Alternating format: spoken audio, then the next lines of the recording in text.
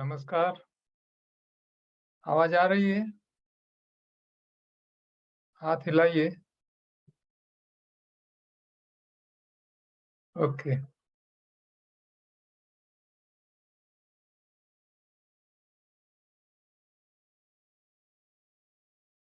आप सब योग्य आत्माओं का हमारी अपनी ज़ूम मीटिंग में स्वागत है।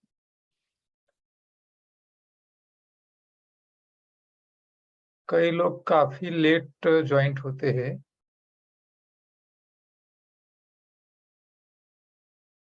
सबसे पहले योगाहार, इसमें हमको ये बात समझनी है कि क्यों करना है योगाहार? इसकी ज़रूरत क्या है? तो हमने एक बात सीखी है कि हमारे जीवन में जो भी कुछ समस्याएँ आती है, इसके पीछे कोई न कोई वजह होती है, कारण होता है। बिना कारण कुछ नहीं होता है, चाहे शरीर हो, चाहे आपका बिज़नेस हो, चाहे बच्चों के रिलेटेड कोई समस्या हो, देश के अंदर कोई भी समस्या होती है, तो इसके पीछे कोई न कोई कारण होता है। तो हमको यहाँ शरीर में जो कारण होते हैं, उसके ऊपर हमको देखना है कि शरीर में बीमारी आने का सबसे बड़ा कारण यही है कि हम चबा के नहीं खाते हैं। जब हम चबा के नहीं खाते हैं, तो जो खुराक आंतों में जाता है, वो खुराक सही तरह डाइजेस्ट नहीं होता है। आंतों में से डाइजेस्ट होके खून में जाना चाहिए, लेकिन वो छोटी आंत में से पास होने के बाद भी बिना चबाया होने के कारण वो बड़ी आंत तक पहुंच जाता है, लेकिन खून में नहीं जा पाता है और तब तक वो सड़ने लगता है और कॉन्स्टिपेशन खड़ा करता है, कब्ज हो जाती है और कब्ज ही सारी बीमारी की जड़ है। सबसे बड़ी समस्या यहीं से स्टार्ट होती है। तो हमारी आँत को साफ रखने के लिए जो खुराक आपके आँतों में जाता है, वो हो सके इतना लिक्विड फॉर्म में जाना ज़रूरी है। आप देखो पानी पीते हैं, तो पानी छोटी आँत से बड़ी आँत तक पहुँचता ही नहीं। क्यों? क्योंकि वो इतना पतला है कि छोटी आँत उसको एब्ज़ॉर्ब कर लेती है, आपके खून में डाल देती है। खून में जब ज़्यादा पानी आ जाता है, तो वो पानी चाहे यूरिन के रास्ते निकल जाता है या पसीने से रास्ते निकल जाता है और कई बार हम जो श्वास निकालते हैं बाहर, उसमें भी भाप के रूप में बाहर निकल जाता है। तो पानी खून में इसीलिए जल्दी जाता है क्योंकि वो पतला है, लिक्विड है। आप जब खुराक खाते हैं, वो मुँह में चबाते हो, तो भगवान ने तो हर शाकाहारी के लिए नियम बनाया है कि आप जब भी खुराक खाए, मुँह में रखे, उसको इतना चबाओ कि चबाते-चबाते वो लिक्विड हो जाए, मुँह की सलाइवा जितना खुराक इतनी सलाइवा इकट्ठा हो जाए, साथ में प्रवाही हो जाए मुँह में ही और फिर वो लिक्विड ही पीने के लिए बोला है। तो जब ऐसा खुराक आपके आंतों में जाएगा, तो इसमें से मैक्सिमम खुराक में जो कार्बोहाइड्रेट्स है यानी कि कैलोरी वाली जो भी पदार्थ है, कार्बोहाइड्रेट्स है, चर्बी है, प्रोटीन है, वो सब एब्ज़ॉर्ब हो जाएगा। साथ में माइक्रो न्यूट्रिएंट्स जो भी है, विटामिन्स है, वो सब भी एब्ज़ॉर्ब हो जाएगी और बचा हुआ कचरा आगे जाएगा। तो सबसे बड़ी प्रॉब्लम यही है कि हम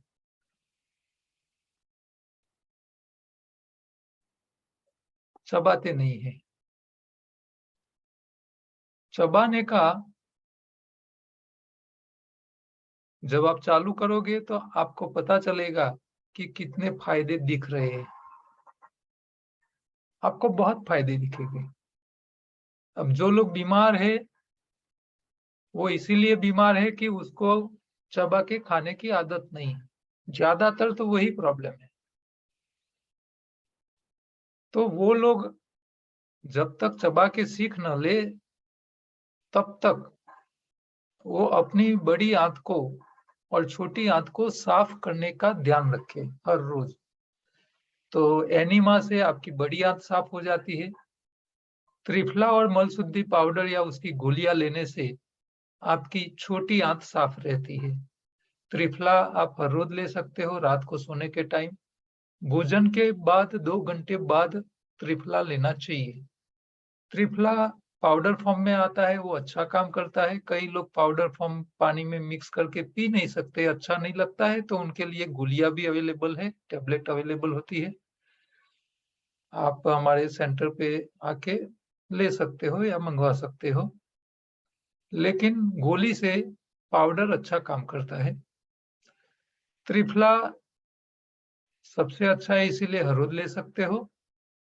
जिन लोगों को ज्यादा कॉन्स्टिपेशन है वो लोग मल शुद्धि पाउडर का प्रयोग करें। उसमें भी गोली भी आती है, उसका भी ऑप्शन है, लेकिन उसको हर रोज नहीं लेना चाहिए क्योंकि उसमें सोनामुखी होता है। तो सोनामुखी हर रोज लेने वाली चीज नहीं है, हफ्ते में 1 बार या 2 बार ले सकते हो। तो कॉन्स्टिपेशन से बचोगे तो बीमारियों से भी बच पाओगे। तो आंतों की सफाई के लिए तो एनिमा, त्रिफला या मलशुद्धि ये सब रास्ते हैं।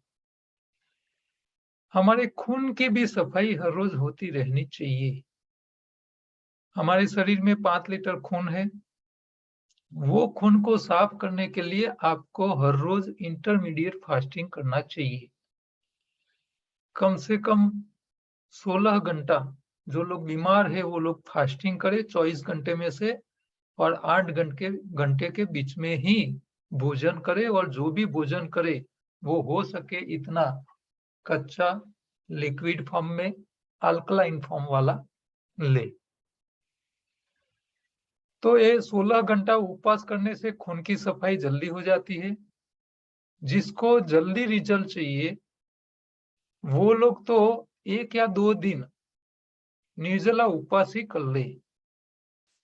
तो इससे बहुत तेजी से शरीर में फायदा दिखने लगता है। जब तक भूख न लगे तब तक भी भोजन नहीं करना चाहिए। आपके शरीर में पहले से ही ज्यादा खुराक मौजूद है, आंतों में, खून में या शरीर में, लीवर में स्टॉक में पड़ा है, तो आपको तब तक भूख भी नहीं लगती है। और जिन लोगों को भूख लगती है वो उनकी बायोलॉजिकल क्लॉक की भूख होती है, और बायो क्लॉक की भूख जो है वो हमारे लिए अच्छी नहीं है। तो बिना भूख का भोजन भी मत करो। यहाँ अपना जो चित्र दिख रहे हो इसमें ये जो मेरा माउस घूम रहा है वहां सफाई के टॉपिक है। एनिमा आंतों की सफाई, उपवास 16 घंटे का इंटरमीडिएट फास्टिंग वो आपकी खून की सफाई, और आपको जब तक भूख ना लगे रियल तब तक मत खाइए। इसका मतलब आपकी लीवर की भी अंदर का खुराक पुराना एक बार खत्म ना हो जाए तब तक भूख लगनी नहीं चाहिए, और मत खाइए। तो ये सफाई के लिए ये 3 बातें आपको ध्यान रखनी है। अब खुराक सही क्या होना चाहिए? तो खुराक में भगवान ने भगवत गीता में बताया है कि हर शाकाहारी प्राणी के लिए हरी पत्ती, जिसमें सबसे ज्यादा पोषक तत्व होते हैं, जिसमें सबसे ज्यादा क्लोरोफिल होता है, तो ये क्लोरोफिल हमारे शरीर में जाके नेचुरल हीमोग्लोबिन में कन्वर्ट होता है। तो पत्रम फलम पुष्पम तोयम, ये सब भगवान ने भगवत गीता में खुराक बताया है, कच्चा ही, बिना पकाया। खाने का तरीका भी मैंने बता दिया कि भी चबा चबा के खाइए। और जो खुराक बीमार नहीं है वो लोग पका के खाए तो उनको कोई दिक्कत नहीं है, लेकिन वो धीरे धीरे शरीर में नई समस्याएं धीरे धीरे जमा करते रहता है। तो हो सके तो बीमार नहीं है वो लोग आधा से कम पकाया खाए, आधा से ज्यादा कच्चा खाए। और बीमारी है तो पूरा 8 घंटे के बीच में जो भी खाना है उसको कच्चा ही खाइए। अच्छा, कच्चा खुराक बारिश में जब आप खाते हो, बारिश की मौसम में, तो इसमें मान लो आपने कोई मूंग को अंकुरित करके रखा है, तो इसके ऊपर चिकास हो जाती है। तो ये चिकास वाले मूंग खाने से आपको गैस होने के चांसेस बढ़ जाते हैं। तो ऐसी चिकास वाली कच्ची चीजें भी खानी नहीं चाहिए, वो चिकास निकाल देनी चाहिए। तो उसके लिए आपको नींबू के पानी में उसको वॉश करो, या नमक वाले पानी में वॉश करो, या तो एप्पल साइडर विनेगर से उसको वॉश करके फिर चिकास निकाल के खाइए, तो आपको गैस नहीं होगी। तो कच्चे में भी ज्यादा पके हुए फल नहीं खाने चाहिए, ज्यादा पके हुए सलाद नहीं खाना चाहिए, नहीं तो वो भी आपको गैस करेगी। आगे सावधानी में क्या रखना है ध्यान, तो जब हमारा खुराक जंतुनाशकों से पकता है, और जंतुनाशक जब गर्म होता है तो और ज्यादा नुकसान वाला होता है। तो जंतुनाशकों से बचने के लिए भी सब्जी फल को गर्म करने नहीं चाहिए। और एनिमल प्रोडक्ट में आपको ये ध्यान रखना है कि आप बीमार नहीं हो तो आप दही मक्खन खा सकते हो, बीमार है तो उसको भी छोड़ दो। दूध चाय कॉफी तो खाना ही नहीं चाहिए बच्चों के लिए ही, क्योंकि बच्चा जब दूध पीता है तो पेट में जाके दूध रहता ही नहीं, वो दही में कन्वर्ट हो जाता है इमीडिएट। और इसका आप अनुभव भी कर सकते हो, छोटा बच्चा जो दूध पे जीता है उसके पेट में जब गड़बड़ी होती है और उन्होंने दूध पिया है तो वो दूध नहीं निकलता है, वो दही होके निकलता है। और इसकी जगह बड़ा व्यक्ति जब दूध पी लेता है और उसके पेट में गड़बड़ है और वो वॉमिट करेगा, तो वो दूध ही निकलेगा, दही होके नहीं निकलेगा। तो ये छोटे बच्चों को भगवान ने दूध को दही में कन्वर्ट करने के लिए ताकत दी रखी है। ये ध्यान में रखो, आप माइंड में रखो। तो बीमार लोग डेयरी प्रोडक्ट छोड़ दे, जो बीमार नहीं है वो दही या मक्खन खाने में कोई दिक्कत नहीं है। तो हमारी दैनिक दिनचर्या कैसी होनी चाहिए, तो यहाँ चित्र में आपको दिख रहा है कि जो लोग बीमार है वो सुबह में मल त्याग करने के बाद एनिमा ले, सुबह में योगा एक्सरसाइज नहीं करते हैं तो दोपहर तक उपवास करे, और बीमार होगा तो कुछ नहीं करेगा। जो स्वस्थ है, ज्यादा बड़ी बीमारी नहीं है और योगा एक्सरसाइज करते हैं सुबह में, तो वो दोपहर तक फास्टिंग नहीं करते हैं तो चल सकता है। लेकिन सुबह का जो खाना है, नाश्ता है, वो हो सके इतना कच्चा ही लेना है। चाय जैसी चीजें, एसिडिक चीजें, तली हुई सेकी हुई खानी नहीं चाहिए। दोपहर को आपको हरी पत्ती के साथ उसकी चटनियां, जूस के साथ आप सलाद, फल, अंकुरित मूंग, चने ये सब खाइए। भिगोए हुए ड्राई फ्रूट्स भी खा सकते हो। रात का एक टाइम पकाया आप खा सकते हो। बीमारी में जल्दी रिजल्ट चाहिए तो रात का भी पकाया छोड़ दो। रात का एक टाइम पकाया में गेहूं चावल की जगह आपको लिटिल मिलेट की आइटम्स बना के खानी चाहिए। लिटिल मिलेट का अच्छा फायदा लेना है तो उसको रात को खाने के लिए आपको दोपहर को पका के रखना है। दोपहर को खिचड़ी की तरह पका लो, ठंडा करने के लिए छन्नी ढक के रखो, जल्दी गर्म हवा निकल जाएगी। हवा गर्म निकल जाए, ठंडा हो जाए, फिर उसके अंदर एक चम्मच दही डाल दीजिए, मिक्स करके छोड़ दीजिए और रात को उसको ठंडा ठंडा ही खाए। इसके साथ आपको नई पकाई हुई सब्जी थोड़ी खानी है तो खा सकते हो, चटनी खा सकते हो, अचार खा सकते हो, लेकिन दूध नहीं खाना है। मिलेट की आप रोटी बना के खा सकते हो, जो लोग बीमार नहीं है वो लोग, और डेयरी प्रोडक्ट छोड़ देने हैं। डेयरी प्रोडक्ट में दही और छाछ खा सकते हो थोड़ा। मिलेट हमारे लिए लिटिल मिलेट बहुत काम के है। आपको शायद पता नहीं होगा, लेकिन मुझे ऐसा मैसेज मिला है कि अगला साल 2023 हमारी भारत सरकार लिटिल मिलेट वर्ष की उजवनी करने वाला है। यानी कि पूरे देश में लिटिल मिलेट के ऊपर सेमिनार होंगे, चर्चाएं होगी, कैसे उसको पकाया जाता है, लिटिल मिलेट को खेतों में कैसे पैदा किया जाए, इसके फायदे क्या है, कुदरत के हिसाब से वो क्या-क्या दूसरा फायदा करता है, कम पानी में पकता है, जहाँ पानी की समस्या है, इरिगेशन की समस्या है, वहाँ भी उसको पैदा किया जाता है। तो इसके ऊपर बहुत अगला 2023 का साल मैंने सुना है इसके हिसाब से तो पूरा भारत सरकार लिटिल मिलेट का प्रचार प्रसार करने के लिए काम करने वाली है। जैसे कि योग के ऊपर सरकार काम कर रही है, इसी तरह लिटिल मिलेट के ऊपर काम करेगी। साथ-साथ में नेचुरल फार्मिंग यानी कि प्राकृतिक खेती के ऊपर भी इतना ही काम होने वाला है। तो लिटिल मिलेट हमारे लिए बहुत अच्छे हैं। तो आपको स्वस्थ रहने के लिए 5 प्रतिज्ञा यहाँ चित्र में दिखाई दे रही है कि यह सुबह में यदि मैं योगा नहीं करता हूँ तो दोपहर तक उपवास करूँगा। दूसरी प्रतिज्ञा में योगाहारी बनूँगा, चबा-चबा के ही खाऊँगा, बिना भूख का भोजन नहीं करूँगा, बिना प्यास का पानी नहीं पीऊँगा और बीमारी में डेयरी प्रोडक्ट छोड़ दूँगा। तीसरी प्रतिज्ञा मैं हरी पत्ती बीमार हूँ या ना हूँ, उसका रस, उसकी चटनी और आधा से ज़्यादा कच्चा खाऊँगा। तो तीसरी प्रतिज्ञा में हरी पत्ती के साथ आधा से ज़्यादा कच्चा खाने के लिए बताया जाता है। चौथी प्रतिज्ञा है मैं मेरा वजन बढ़ा के धरती माता पे पैर नहीं रखूँगा और लास्ट वाली प्रतिज्ञा बीमार रह के या व्यसन करके मेरे परिवार और मेरे देश पे मैं बोझ नहीं बनूँगा। ये 5 प्रतिज्ञा आप ले लोगे तो मैं मानता हूँ कि आपको कभी भी समस्या आने वाली नहीं है। और लास्ट में स्वाद जो आप खा रहे हो, उसका भी आपको थोड़ा ध्यान रखना पड़ेगा। आप जब कोई मीठी चीज़ खाते हो, तो वो आपको शरीर में ताकत देती है, शक्ति बढ़ाती है। मीठी चीज़ कफ भी करती है और वज़न बढ़ाती है।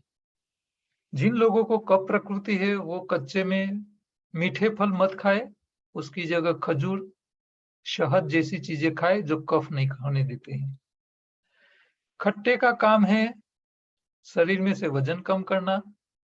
तीनों टाइम पकाया खाने वाले को वायु प्रकृति खून में वायु बढ़ाता है खट्टा, तो वायु प्रकृति बढ़ाना, वजन कम करना, ये उनका काम है और शरीर में इकट्ठे हुए सारे कचरे जैसे कि आपकी किडनी में पथरी है, आपका लिवर फैटी लिवर हो गया है, तो ये सारे कचरे उसको तोड़ के निकालने का काम भी खट्टा फल करता है। तो बॉडी को डिटॉक्स करने के लिए सबसे ज़्यादा कोई स्वाद काम में आता है, तो वो है खट्टा। आप ज़्यादा खट्टा खा लो और आपको सूजन आ जाए, इन्फ्लेमेशन हो जाए, जोड़ों में दर्द बढ़ जाए जॉइंट में, तो 1-2 दिन खट्टा थोड़ा कम कर लो, लेकिन खट्टे से दूर मत भागो। खट्टा ही शरीर में टॉक्सिन बाहर निकालने का काम करता है। कड़वे का तीखा का काम है, वो नहीं ताकत देता है, नहीं न्यूट्रिशन देता है, नहीं सफाई काम करता है, उसका एक ही काम है मुँह में सलाइवा लाना, मुँह में पानी लाना और शरीर में पित्त को बढ़ाना। तो मीठी चीज़ कफ करती है, खट्टी वायु प्रकृति करती है और तीखी जो होती है वो पित्त बढ़ाती है। तो खट्टा, तीखा, मीठा वही कफ, पित्त और वायु के पीछे ज़िम्मेदार है। इसके लिए उसके ऊपर थोड़ा आपको कंट्रोल रखना चाहिए। जिसका वज़न बढ़ गया है वो खट्टा ज़्यादा ले, दुबले-पतले लोग खट्टा ज़्यादा ना लें, वो मीठा खाए जिससे उसका वज़न बना रहे। कड़वा का काम है खून में बढ़ गए वायरस को मारना। आपको डेंगू, चिकनगुनिया जैसी कोई बीमारी हो गई है, इनिशियल स्टेज पे आप कड़वे रस पे आ जाइए, पकाया खाना छोड़ दीजिए, सिर्फ कड़वे रस पे 1 पपीते का पान का रस सुबह-शाम, ज़ेरॉक्स पेपर जितना A4 साइज़ का, इतना एक पेपर सुबह जितना एक सुबह एक शाम को 2 दिन लेने से आपको वायरल इन्फेक्शन से राहत मिल जाती है। मान लो इतना करने के बाद भी आपके शरीर में से वायरस कंट्रोल नहीं हो रहे, प्लेटलेट्स डाउन कम हो गए हैं, वो बढ़ नहीं रहे, तो फिर आपको इमरजेंसी में एलोपैथी की सारवार ले लेनी चाहिए। कसेला, जिसको हम खारा बोलते हैं, तो उसमें कड़वा थोड़ा होता है, थोड़ा कड़वा और तीखा, अरे कड़वा और नमकीन, यानी कि नमक जैसा, ये उसका कसेला का स्वाद होता है। जिसको हम खारा बोलते हैं, वो तूरा और कड़वा दोनों के बीच में होता है। तो नमक का जो स्वाद होता है वो मिनरल्स देते हैं हमारे शरीर को। नमक के बारे में आपको थोड़ा मैं एडवाइस करूंगा कि नमक को कभी कोई खुराक पकाने के टाइम, पकाने से पहले अंदर मत डालिए। आप चावल पकाते हो, खिचड़ी पकाते हो, सब्जी पकाते हो, तो सब वो पकाने के टाइम नमक को मत डालिए। नमक हमेशा कोई भी चीज पक जाने के बाद ऊपर से डाल के खाना चाहिए, जरूरत के हिसाब से थोड़ा। और सेंधा नमक या काला नमक को ही इस्तेमाल करना चाहिए। समुद्री नमक को जो प्रोसेस किया होता है उसको इस्तेमाल करने की जरूरत नहीं है। ये बात आपको ध्यान रखनी चाहिए। तो अब जिन लोगों को कोई क्वेश्चन है तो वो लोग अपना हैंड रेज करें और अपने वीडियो को ऑन करें, हाथ हिलाए, तो इससे हम बात कर पाएंगे, क्वेश्चन ले पाएंगे। पहले मैं सबको अनम्यूट कर लेता हूँ, म्यूट कर लेता हूँ, फिर मैं जिसको जो हाथ ऊंचा करके एक रमन भाई है, उसको मैं अनम्यूट करने का बोलता हूँ। अपना माइक अनम्यूट कीजिए और बोलिए।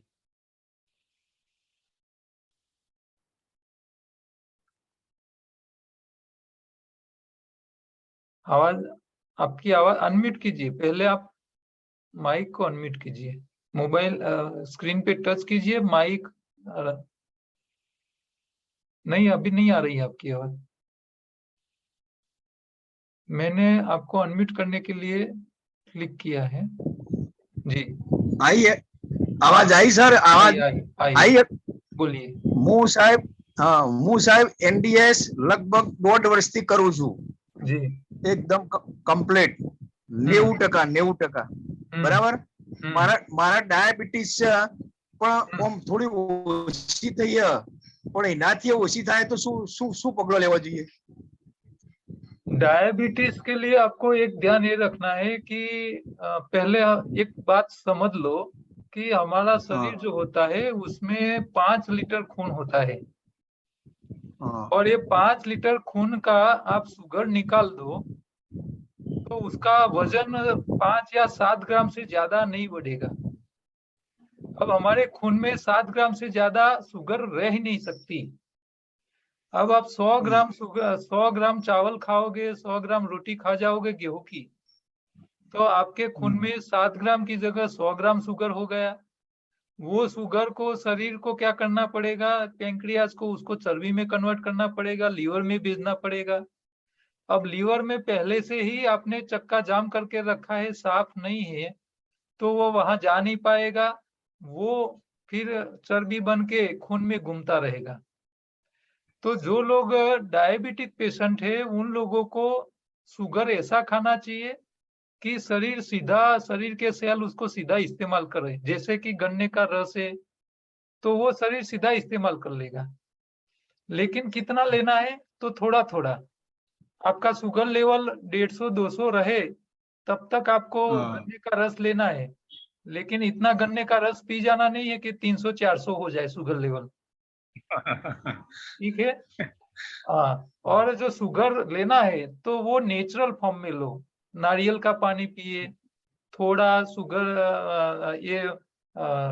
कोई भी मीठे फल थोड़े खाइए, या खट्टे मीठे ज्यादा खाइए। खट्टे मीठे का फायदा क्या होता है कि इसमें आपको जरूरत के हिसाब से शुगर भी मिल जाती है, और खट्टा फल साथ में आपके शरीर के कचरे को तोड़ने का भी काम करता है।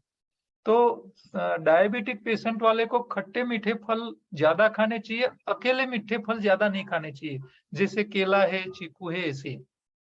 तो ये ध्यान रखो। और अनाज में खाना है तो लिटिल मिलेट खाइए। गेहूं, चावल, बाजरा, मकई जैसी चीजें बंद कर लीजिए आप, तो आपका शुगर लेवल काफी कंट्रोल रहेगा। ठीक એટલે है। સાહેબ આનાથી એનડીએસ થી કંટ્રોલમાં તો આવી ગયું સાહેબ, મારે 300 ઉપર રહેતી હતી, અત્યારે મી મપાઈ 160 આવી જઈ। હા, તો એ બરોબર છે। તમે એનડીએસ માં 100-150 ને અમે નોર્મલ જ માનીએ છીએ, એને પછી બહુ ઘટાડવાની અપેક્ષા નહીં રાખો, અને એટલી રહે તો કોઈ જોખમ નથી। જોખમ નહીં ને એમ ને? હા, પણ અનાજનું પ્રમાણ તમારે વધારે નહીં ખાવું, આ ધ્યાન રાખવું। અને શરીરમાં લોહી સારું અનાજ બનાવો નહીં। એના માટે લીલું વધારે ખાઓ। જેટલો આપણે અનાજ ઉપર ભાર મૂકીએ છીએ એટલા લીલા પાન ઉપર ભાર મૂકતા નથી।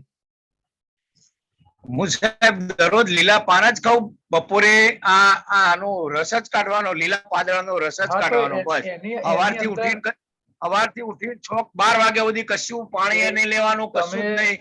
તમારી આજ્ઞા અનુસાર હું અનુસરવું એમ। તમારા લીલા લેક્ચર પાનના ભર્યા એનાથી મને થોડો આદેશ। લીલા લીલા પાનના પાંદડા લીલા પાનના રસમાં તમારે ખટ્ટા મીઠા ફળ નાખવાના, પછી એકલા બીટ નાખવાના ને એમ ને? એકલા ગાજર, એકલા બીટ, ખજૂર આવું બધું નહીં નાખવાનું। ખાટું મીઠા ફળ જે હોય, જે હવે ખટ્ટા મીઠાની વ્યાખ્યા સમજી લો કે જે ફળ કાચું હોય એટલે ખાટું હોય અને પાકે એટલે હા, મીઠું બને। જેમ કે મીઠું દ્રાક્ષ બને। કાચી હોય એટલે ખાટી હોય, પાકે એટલે મીઠી બને। પાઇનેપલ કાચું બરાબર। હોય એટલે ખાટું હોય, પાકે એટલે મીઠું બને। તો આવા જેટલા ફળ હોય એવા પણ હા, એકલા પાકા થઈ જાય પછી નહીં લેવા। એ અર્ધ કચરા હોવા જોઈએ, ના ખાટા હોવા જોઈએ, ના એકદમ પાકા હોવા જોઈએ।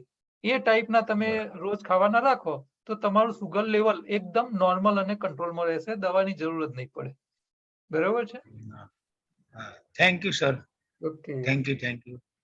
કુંદનબેન, જે લોકો નવા છે એમને ખાસ પહેલા મોકા આપીશું। બોલો બેન।